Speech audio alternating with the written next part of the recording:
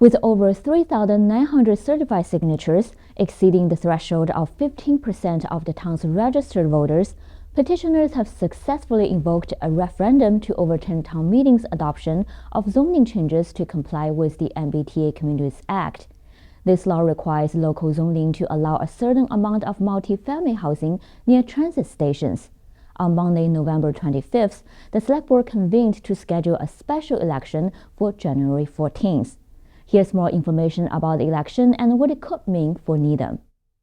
The question on the ballot will read, shall the town vote to amend the Needham zoning bylaw as set forth in Article 8 and 9 of the October 21, 2024 special town meeting warrant, including the amendments set forth in Article 10 and 11? If you vote yes, you're supporting the rezoning plan outlined in Article 10 and 11, known as the Neighborhood Housing Plan. This plan exceeds the minimum requirement of the MBTA law. If you vote no, you're not only rejecting the neighborhood plan, but also the base compliance plan represented by Article 8 and 9. For the repeal to pass, two conditions must be met.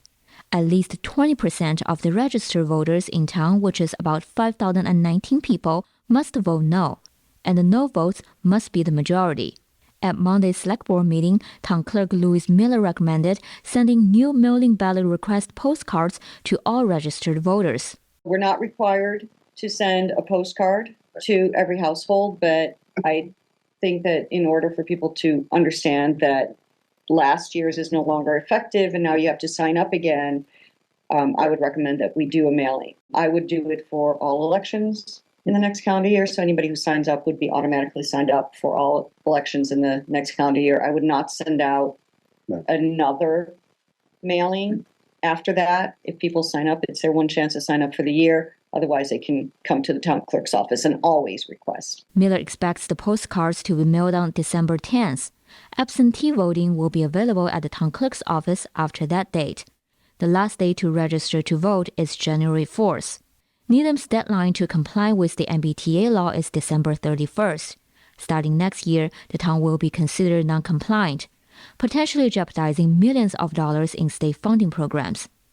Earlier this year, Milton voters repealed their town meeting's compliance plan. This was followed by a lawsuit from the state attorney general, and the case is now before the Supreme Judicial Court.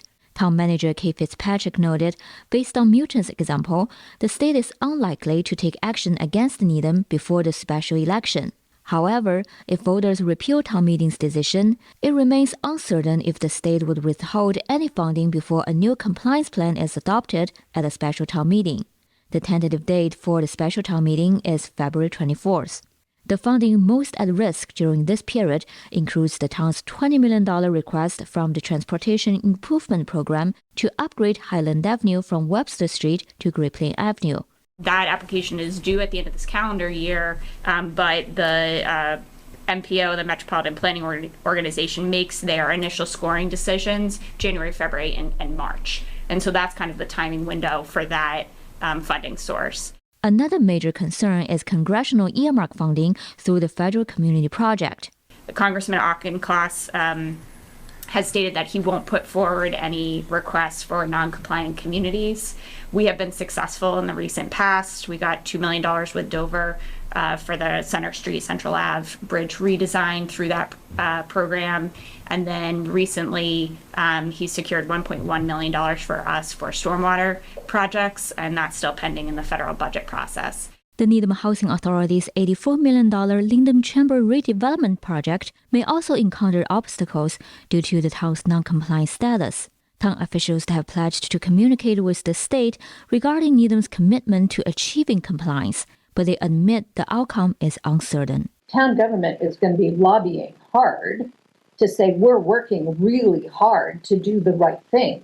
Okay, it's all up to them with what they decide. On November 24th, Needham Residents for Thoughtful Zoning, the resident group that initiated the repeal campaign, issued a statement. They expressed support for the base plan but criticized the neighborhood plan as overly compliant and allowing large, dense developments. Meanwhile, supporters of the neighborhood plan who opposed the repeal have called for trust in the planning process. They highlighted years of outreach and drafting, including multiple community meetings, ultimately leading to its approval by town meeting. For Needham Channel News, I'm Yu Xiaoyuan.